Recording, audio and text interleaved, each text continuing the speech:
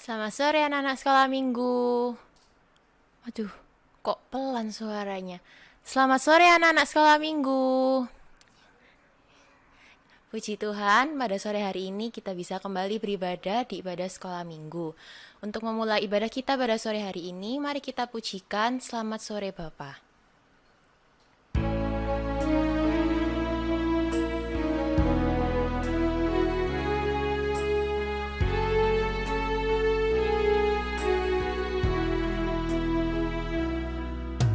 Selamat sore Bapa, selamat sore Yesus, selamat sore Roh Kudus. Terima kasih atas anugerah-Mu, semalam telah berlalu. Ku memuji, ku bersyukur, memuliakan nama-Mu. Allah Bapa, Putra Roh Kudus, terima kasih. Ya anak-anak, kita bangkit berdiri. Kita ulang pujian ini dari awal sambil sikap doa ya.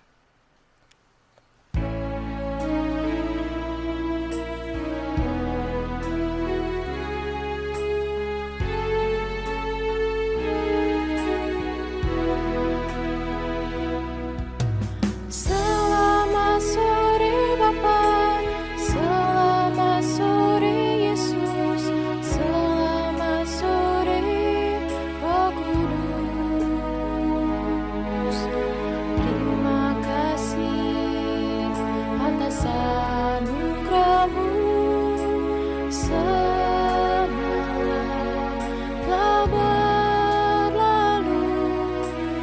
Ku memuji, ku bersyukur, memuliakan nama-Mu. Allah Bapa, Putra Roh Kudus, terima kasih. Anak-anak tutup mata, lipat tangannya, kita berdoa. Tuhan Yesus, terima kasih karena Engkau sudah mengumpulkan kami hari ini di ibadah sekolah minggu.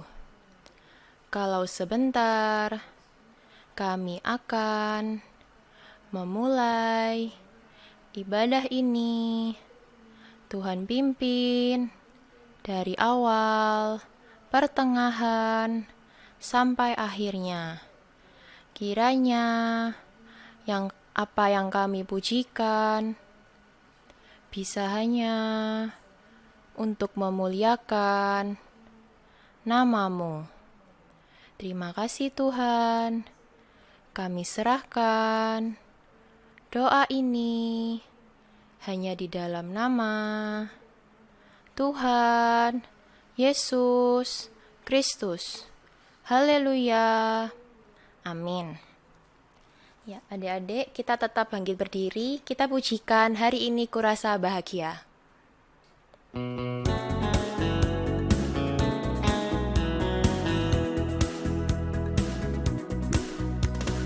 Hari ini kurasa bahagia, berkumpul bersama saudara seiman. Tuhan Yesus telah satukan kita tanpa memandang di antara kita. Sambil gandeng saudaranya. Bergandengan tangan dalam kasih, dalam satu hati, berjalan dalam terang kasih Tuhan. Kau sahabatku,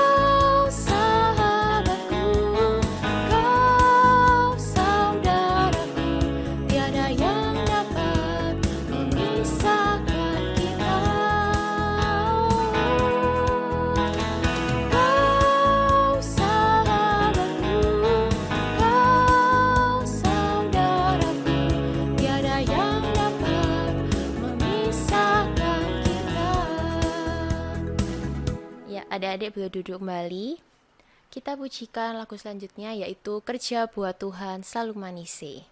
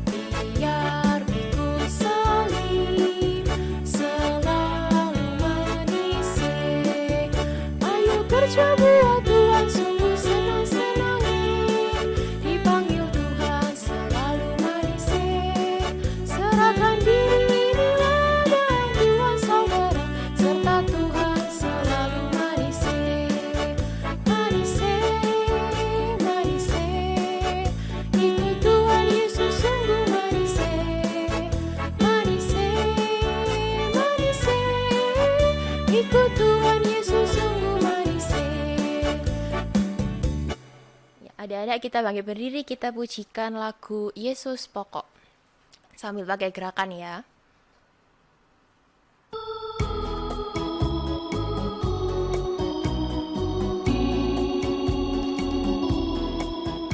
Yesus pokok dan kitalah caranya, tinggallah di dalamnya. Yesus pokok dan kitalah caranya, tinggallah di dalamnya. Yesus pokok dan kitalah caranya, tinggallah di dalamnya. Pastilah kau akan berbuah. Yesus cintaku, ku cinta kau, kau cinta Dia. Yesus cintaku, ku cinta kau, kau cinta Dia. Yesus pokok dan kitalah caranya, tinggallah di dalamnya. Yesus pokok dan kitalah caranya, tinggallah di dalamnya. Yesus pokok dan kitalah caranya, tinggallah di dalamnya. Pastilah kau akan berbuah. Yesus cintaku, ku cinta kau, kau cinta Dia. Yesus cintaku, ku cinta kau, kau cinta Dia. Yesus pokok dan kitalah caranya, tinggallah di dalamnya. Yesus pokok dan kitalah caranya, tinggallah di dalamnya. Yesus pokok dan kitalah caranya, tinggallah di dalamnya. Pastilah kau akan berbuah. Tetap bangkit berdiri ya adik-adik, kita lanjutkan menyanyikan pujian baca kitab suci sambil pakai gerakan ya.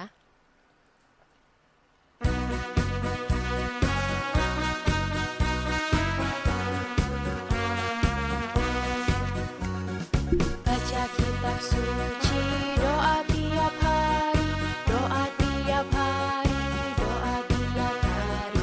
Baca kitab suci, doa tiap hari kalau mau tumbuh, kalau mau tumbuh, kalau mau tumbuh. Glory haleluya, baca kitab suci, doa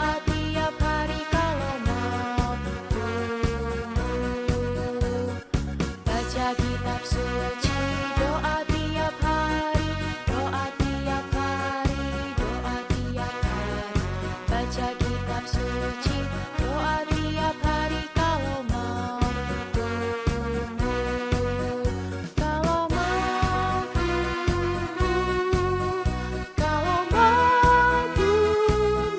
Glory haleluya, baca kitab suci, doa tiap hari kalau mau tumbuh. Dari awal lagi, baca kitab suci, doa tiap hari, doa tiap hari, doa tiap hari. Baca kitab suci, doa tiap hari kalau mau tumbuh, kalau mau tumbuh, kalau mau tumbuh. Glory haleluya, baca kitab suci, doa tiap hari kalau mau tumbuh. Ya, adik-adik boleh duduk. Untuk pengumuman minggu ini ada 3 pengumumannya. Yang pertama, ibadah sekolah minggu kita masih dilakukan secara online atau daring pukul 4 sore atau pukul 16.00 setiap hari minggu. Nah, adik-adik dimohon supaya sebelum ibadah sudah siap, sudah berpakaian rapi, sudah duduk manis, siap untuk mengikuti ibadah sekolah minggu. Pengumuman yang kedua, mohon adik-adik yang sudah bisa membaca, menulis firman, bisa mempersiapkan Alkitab, buku catatan, dan alat tulis untuk menulis mencatat firman ibadah sekolah minggu.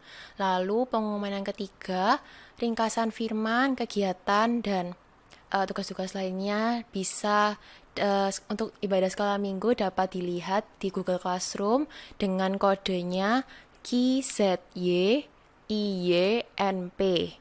Alivia ulangi ya kodenya KZY IYNP. Sekian pengumuman ibadah sekolah minggu pada hari ini. Mari kita bangkit berdiri, kita akan menyambut firman Tuhan pada sore hari ini. Kita pujikan Bapa, ku datang padamu.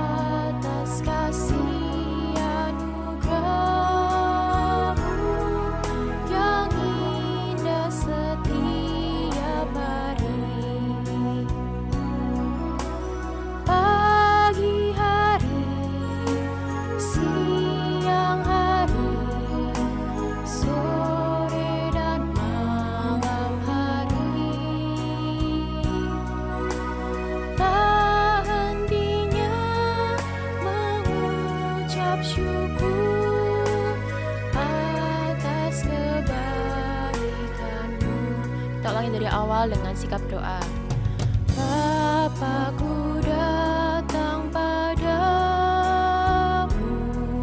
naikkan ucapan syukur atas kasih anugerah-Mu yang indah setiap hari. Pagi hari, siang hari, sore dan malam hari, tak hentinya mengucap syukur atas kebaikan-Mu. Tutup matanya, lipat tangan, mari kita berdoa. Tuhan Yesus, terima kasih karena Engkau sudah memimpin selama kami memuji Engkau. Kalau sebentar kami akan mendengarkan firman-Mu, Tuhan tolong urapi kami, urapi guru kami yang akan menyampaikan firman-Mu. Urapi juga kami semua supaya dapat mengerti dan mempraktekkan firman-Mu. Kalau masih ada roh-roh jahat yang mau mengganggu ibadah kami usirkan di dalam nama Tuhan Yesus Kristus. Roh-roh jahat, pergi. Darah Yesus yang berkuasa.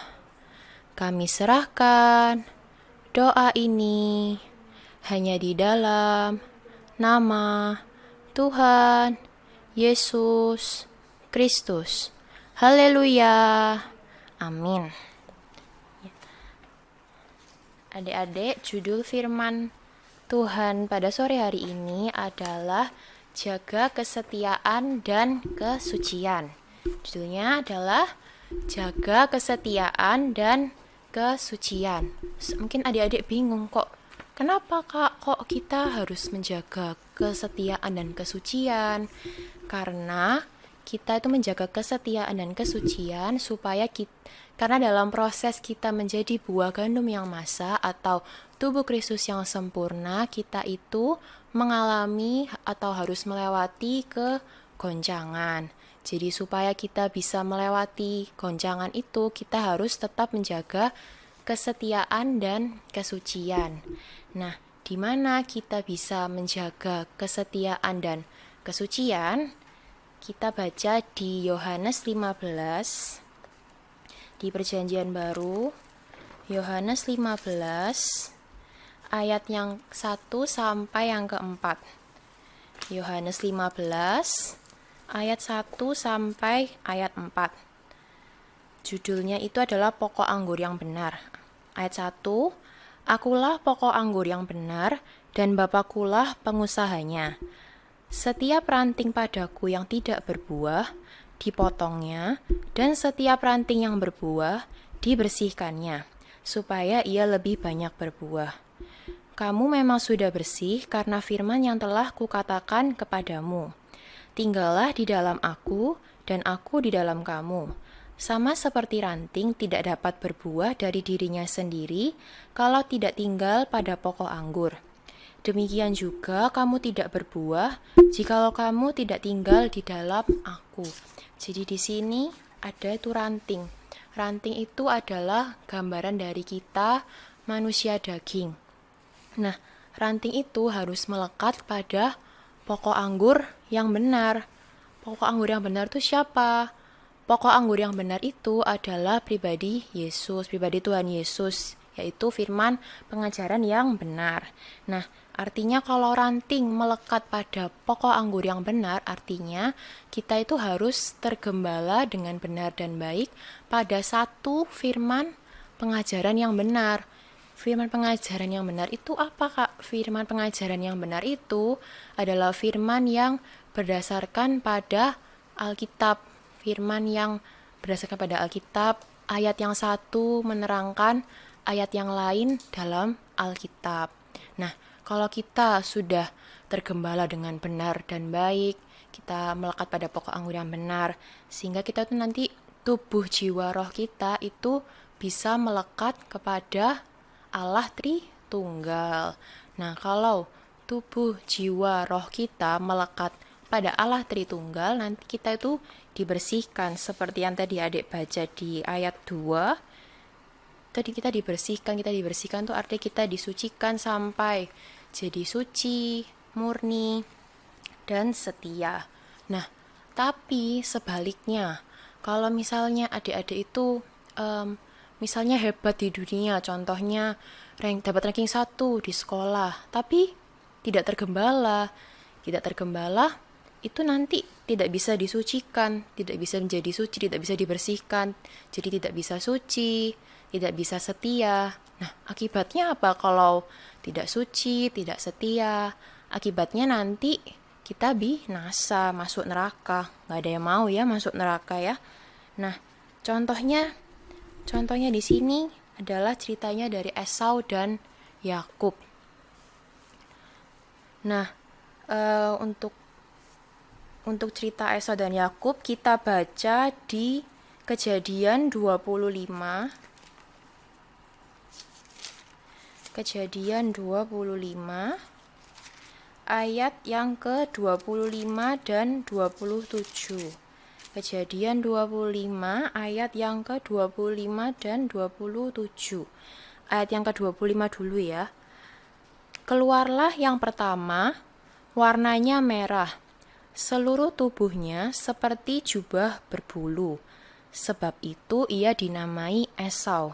Nah, jadi Esau di sini tuh punya kehebatan. Apa aja kehebatannya? Yang pertama itu, Esau itu lahir dengan warna merah. Warna merah itu artinya Esau punya tanda darah, tanda dia bertobat. Terus yang kedua, kehebatan Esau itu seluruh tubuhnya itu seperti jubah berbulu. Itu artinya hidup dalam urapan Roh Kudus. Nah, dan yang kehebatan Esau yang terakhir ini adalah Esau ini anak sulung. Di ayat 25 yang pertama itu ya. Keluarlah yang pertama, berarti Esau ini anak pertama, anak sulung. Jadi Esau ini mempunyai hak kesulungan. Nah, tapi seperti adik-adik tahu, Esau ini akhirnya kehilangan hak kesulungannya ini loh. Kok bisa kehilangan hak kesulungannya? Ada dua alasannya.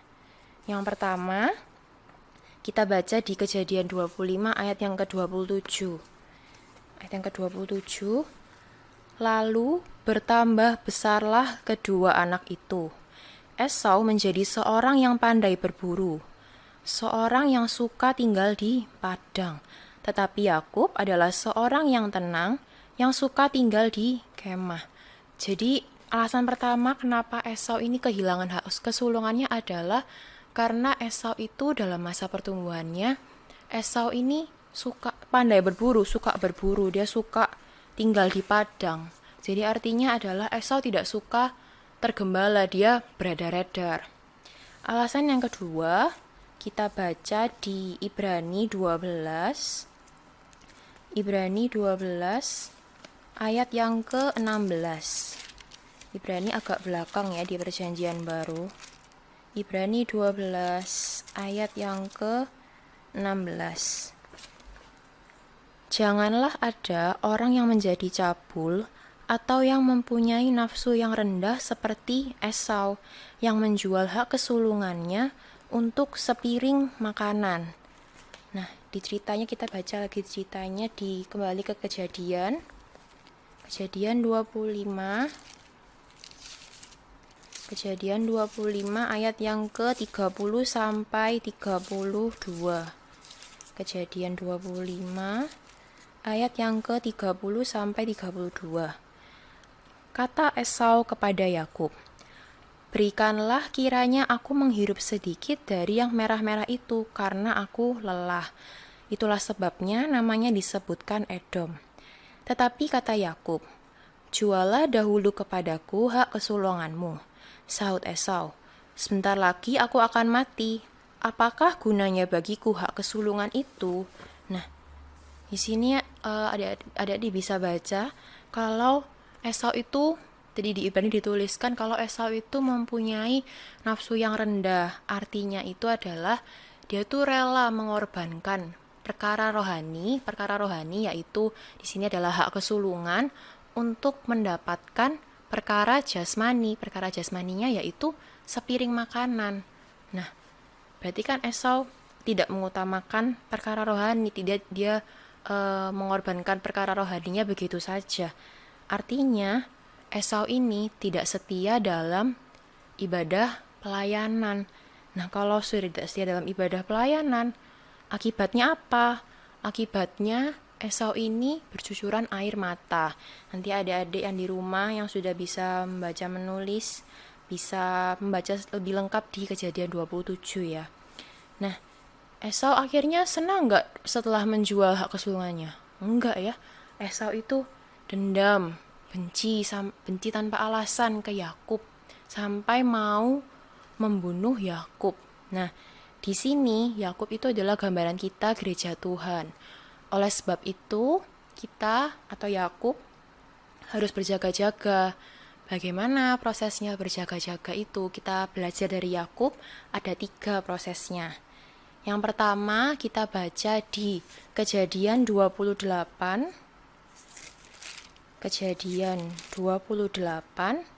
ayat yang ke-10 sampai 12 dan ayat yang ke-17. Kejadian 28 ayat 10 sampai 12 dan 17. Ayat 10, maka Yakub berangkat dari Beersheba dan pergi ke Haran.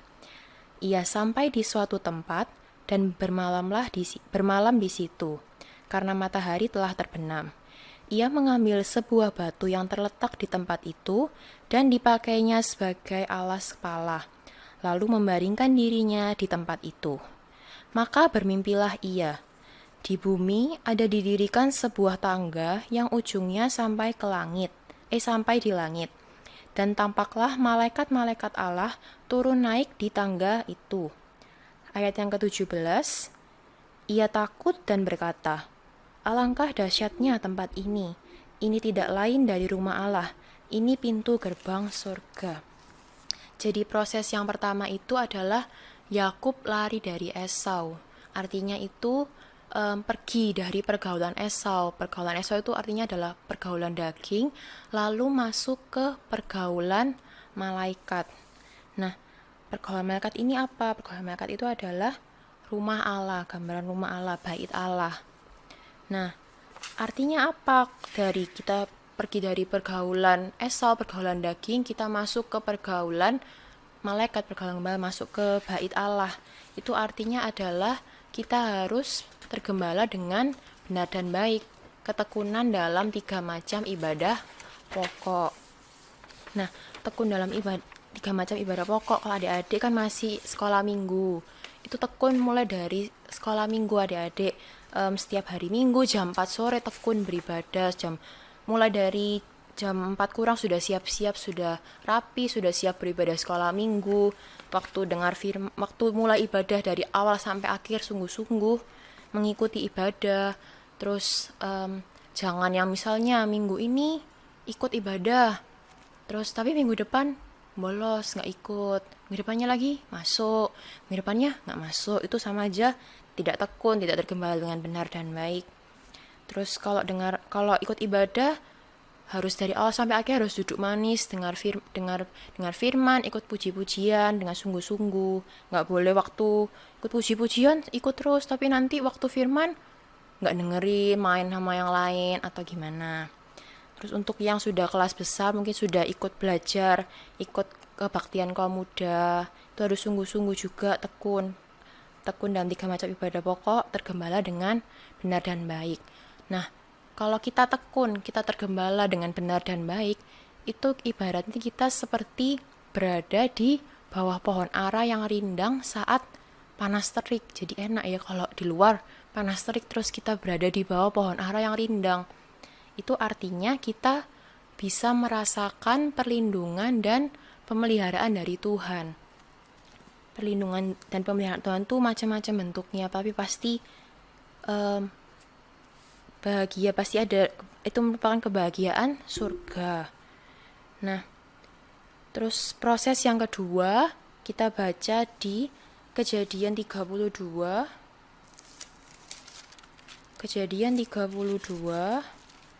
ayat yang ke 13 sampai 17, tapi kita baca aja yang 14 sampai 15. Ayat 14, yaitu 200 kambing betina dan 20 kambing jantan, 200 domba betina dan 20 domba jantan, 30 unta yang sedang menyusui beserta anak-anaknya, 40 lembu betina dan 10 lembu jantan, 20 keledai betina dan 10 keledai jantan. Nah, di sini tuh Yakub mengatur formasi. Nah, formasinya itu ada 2. Yang pertama ini tadi, kita lihat ada di ayat 14 dan 15, formasi tentang korban binatang. Di sini, kalau adik baca lagi, itu ada 5 macam korban binatang. Yang pertama, kambing. Itu ya 200 kambing betina dan 20 kambing jantan. Yang kedua, itu domba, ada 200 domba betina dan 20 domba jantan. Lalu binatang yang ketiga, itu unta, 30 unta yang sedang menyusui beserta anak-anaknya. Binatang yang keempat itu adalah lembu, 40 lembu betina dan 10 lembu jantan. Binatang yang kelima adalah keledai, 20 keledai betina dan 10 keledai jantan. Nah, di sini ada 5 macam binatang, itu sama dengan 5 luka Yesus di kayu salib. Ada 2 di tangan, 2 di kaki, dan 1 di lambungnya. Berarti persembahan yang kita berikan kepada Tuhan itu harus berdasarkan oleh korban Kristus di kayu salib. Jadi kita tidak boleh terikat oleh uang. Buktinya itu apa? Misalnya bisa mengembalikan milik Tuhan. Contohnya mengembalikan perpuluhan dan persembahan khusus. Mungkin ada yang tanya, loh kak saya belum kerja gitu, saya belum ada penghasilan tetap gitu. Nah, belajar memberi perpuluhan itu tidak harus tunggu bekerja dulu, tapi adik-adik kan misalnya sudah ada dapat berkat dari Tuhan yang dapat uang saku, bisa disisihkan 10% untuk perpuluhan. Sampai nanti kita bisa lebih bahagia memberi daripada menerima.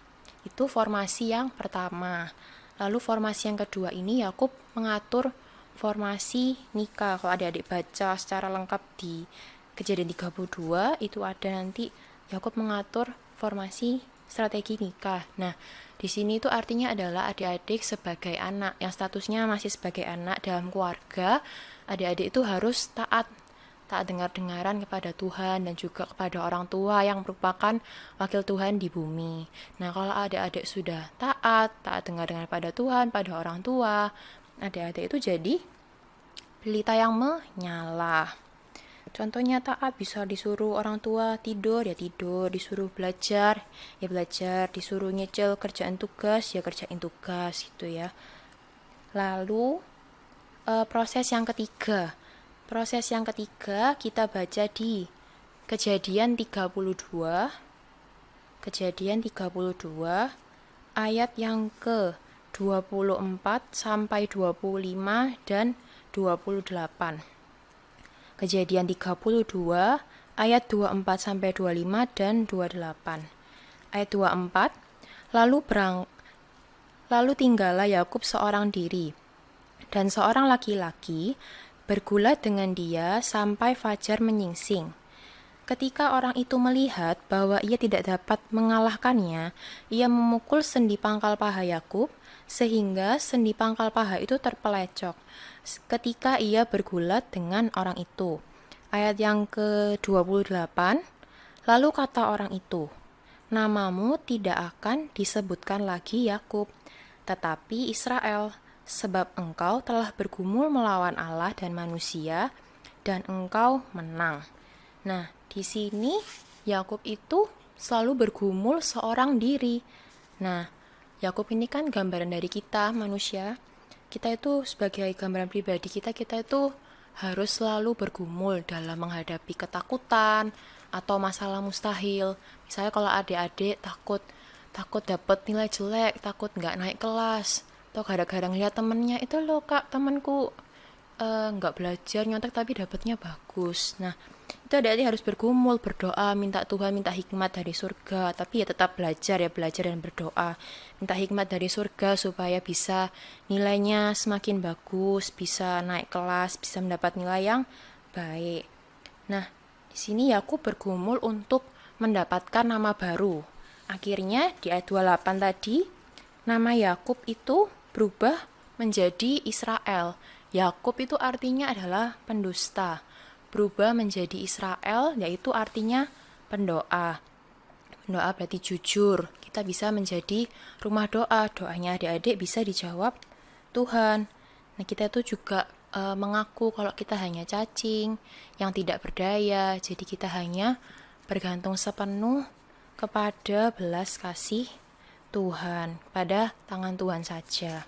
Kalau kita sudah mengaku cacing tidak berdaya, kita hanya berharap kepada Tuhan, nah kita menyerah sepenuh pada Tuhan, bergantung pada tangan Tuhan, ada hasilnya, ada 3 hasilnya. Hasil yang pertama kita baca di Mazmur. Mazmur di Perjanjian Lama, Mazmur 16. Mazmur 16 ayat yang ke-11. Mazmur 16 ayat yang ke-11. Engkau memberitahukan kepadaku jalan kehidupan. Di hadapanmu ada sukacita berlimpah-limpah. Di tangan kananmu ada nikmat senantiasa. Jadi kalau kita menyerahkan seluruh hidup kita pada Tuhan, kita bergantung pada Tuhan, berharap pada tangan Tuhan, nanti tangan Tuhan itu yang akan memberi hikmat. Tangan Tuhan yang memelihara kita. Tuh kita mendapatkan kebahagiaan surga seperti yang tertulis di ayat 11. Lalu hasil yang kedua kita baca di Yesaya 41. Yesaya 41 ayat yang ke-10. Yesaya 41 ayat yang ke-10. Janganlah takut, sebab aku menyertai engkau. Janganlah bimbang, sebab aku ini Allahmu. Aku akan meneguhkan, bahkan akan menolong engkau. Aku akan memegang engkau dengan tanganku yang membawa kemenangan. Nah, ini ya tangan Tuhan akan mengubahkan kita dari yang kita takut menjadi kuat teguh hati. Kita menjadi bisa percaya berharap Tuhan, kuat teguh hati. Nanti Tuhan yang akan menyelesaikan masalah-masalah yang mustahil. Lalu hasil yang terakhir, kita kembali ke Mazmur lagi. Mazmur 118. Mazmur 118 ayat yang ke-14 sampai 16. Mazmur 118 ayat yang ke-14 sampai 16. Ayat 14. Tuhan itu kekuatanku dan mazmurku. Ia telah menjadi keselamatanku.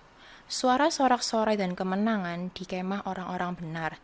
Tangan kanan Tuhan melakukan keperkasaan. Tangan kanan Tuhan berkuasa meninggikan. Tangan kanan Tuhan melakukan keperkasaan. Nah, hasil yang terakhir adalah tangan Tuhan meninggikan kita. Tangan Tuhan yang akan mengubahkan kita menjadi sama sempurna seperti Tuhan. Nah, kita ulang ya yang tadi dari awal, di mana kita itu harus menjaga kesetiaan dan kesucian. Kita menjaga kesetiaan dan kesucian di dalam kandang pengembalaan. Kita tergembala dengan benar dan baik pada satu firman pengajaran yang benar, firman yang berdasarkan pada Alkitab. Ayat yang satu menerangkan ayat yang lain dalam Alkitab, sehingga nanti tubuh jiwa roh kita melekat pada Allah Tritunggal. Kita disucikan sampai jadi suci, murni, dan setia. Lalu kita harus berjaga-jaga. Proses berjaga-jaganya itu adalah yang pertama tadi, Yakub lari dari Esau, lari dari pergaulan daging, pergaulan Esau ke pergaulan malaikat atau rumah Allah. Artinya kita harus tekun kita tergembala dengan benar dan baik, tekun dalam 3 macam ibadah pokok. Lalu yang kedua proses berjaga-jaga yang kedua, Yakub mengatur strategi. Yang pertama, strateginya ada korban binatang, 5 korban binatang. Itu yang sama dengan 5 luka Yesus di kayu salib. Artinya persembahan yang kita berikan kepada Tuhan harus berdasarkan korban Kristus. Kita tidak boleh terikat akan uang. Buktinya kita bisa mengembalikan milik Tuhan, perpuluhan, persembahan khusus, sampai lebih bahagia memberi daripada menerima. Lalu formasi yang kedua, mengatur strategi nikah. Adik-adik sebagai anak harus taat dengar-dengaran kepada Tuhan dan orang tua, sehingga bisa menjadi pelita yang menyala. Lalu proses yang ketiga, Yakub bergumul seorang diri. Nah, kita belajar dari Yakub, kita sebagai pribadi kita harus bergumul dalam menghadapi ketakutan, dalam masalah mustahil kita bergumul pada Tuhan untuk mendapatkan, di sini Yakub untuk mendapatkan nama baru. Dari yang Yakub menjadi Israel, pendusta menjadi pendoa. Jujur, kita menjadi rumah doa. Kita hanya bergantung sepenuh pada tangan Tuhan. Hasilnya ada 3. Tangan Tuhan yang memberi hikmat, memberi perlindungan, memberi kebahagiaan surga. Hasil yang kedua, tangan Tuhan yang mengubahkan kita dari takut jadi kuat teguh hati. Tuhan yang menyelesaikan yang masalah mustahil. Hasil yang ketiga, tangan Tuhan yang meninggikan kita, mengubahkan kita sampai sempurna. Sampai di sini firman Tuhan pada sore hari ini. Kiranya Roh Kudus yang memimpin, yang memampukan adik-adik untuk mengerti dan mempraktekkan firman. Untuk menutup ibadah kita pada sore hari ini, kita pujikan lagu Bapa Terima Kasih. Adik-adik bisa bangkit berdiri.